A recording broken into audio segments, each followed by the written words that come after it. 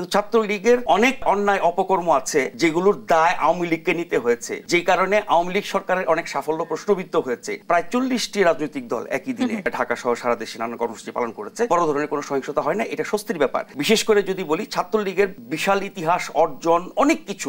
নাজমুল হাসান, আপনার কাছে আসি। রাজনীতিতে আজকের দিনের আমরা যে সমাবেশটি দেখলাম, এটাকে ঘিরে নানা ধরনের শঙ্কা ছিল, আশঙ্কা ছিল, তার কিছুই হয়নি। আমরা খুব ভালোভাবেই আসলে দেখতে পেয়েছি সমাবেশটি সম্পন্ন হয়েছে। আপনি কিভাবে দেখছেন? নিশ্চয়ই ঢাকা একজন অধিবাসী এবং বাংলাদেশের নাগরিক হিসেবে আমি খুব স্বস্তি পেয়েছি যে বড় দুটি দলের এত বড় সমাবেশ, যেটাকে ঘিরে সমাবেশের অনুমতি, দিনক্ষণ, জায়গা, এগুলো নিয়ে অনেক কিছু হয়েছে। শেষমেশ দুটি দল একই দিনে, বিশেষ করে ছুটির দিনে সমাবেশ দুটি করাতে জনদুর্ভোগ কম হয়েছে, শান্তিপূর্ণ হওয়াতে জনগণ স্বস্তি পেয়েছে এবং আশাবাদী হয়েছে যে বড় দুটি দল বা বড় দুটি পক্ষ একই দিনে কাছাকাছি জায়গায় 1 কিলোমিটারের দূরত্ব হবে জায়গায় এত বড় সমাবেশ করেছে। তারপরেও কোনো অঘটন ঘটে নাই, মারামারি হয় নাই।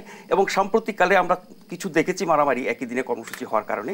কিন্তু আমি বলছি যে বাংলাদেশের ইতিহাস যদি আপনি পর্যালোচনা করেন, যে বড় দুটি রাজনৈতিক দল যখন একই দিনে কাছাকাছি জায়গায় পাল্টাপাল্টি কর্মসূচি দেয়, তাহলে যে ধরনের সহিংসতা হয়, যে ধরনের নাশকতা হয়, যে ধরনের জনমনে ভয়ভীতির সঞ্চার করে, সেদিক থেকে সাম্প্রতিক সমাবেশগুলো দুদলেরই আমি বলবো যে অনেক উন্নতি হয়েছে আগের তুলনায়।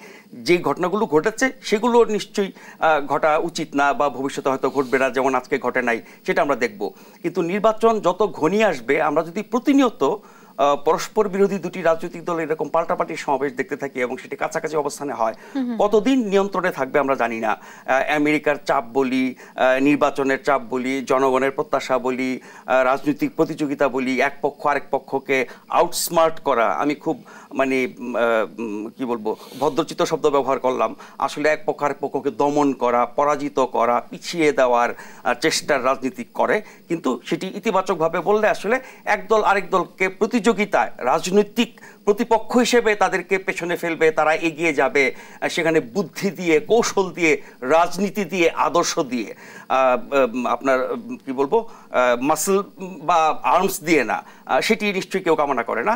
কিন্তু তারুণ্যের এই বিষয়টা নিয়ে দুজন বিশিষ্ট রাজনীতিবিদ দলের যা বললেন, আমি সেখানে একটু বলতে চাই যে তারুণ্যের উচ্ছ্বাস, আওয়ামী লীগ না তো, ওটা ছিল যুবলীগ এবং ছাত্রলীগের সমাবেশ। ওখানে আওয়ামী লীগের সাধারণ সম্পাদক যখন গেছেন, ভাষণ দিয়েছেন, বলা যেতে পারে এক রকমের আওয়ামী লীগের সমাবেশ, বা এরা আওয়ামী লীগের ভাতৃপ্রতিম সংগঠন।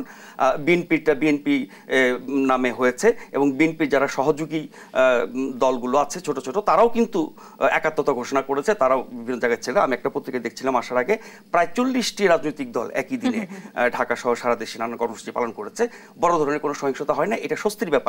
কিন্তু এই ধারাবাহিকতা থাকবে কিনা সেটা নিয়ে উদ্বেগ আছে। এবং শেষ কথা বলি, তারুণ্যের উচ্ছ্বাস, যেটি আহমেদ ভাই বলেছেন যে ওনার কাছে মনে হচ্ছে ৭১-এর সেই তারুণ্যের উচ্ছ্বাস ৭১-এর সাথে তুলনা, মানে কি ৭১-এর তারুণ্য অস্ত্র হাতে নিয়ে যুদ্ধ করে দেশ স্বাধীন করেছে।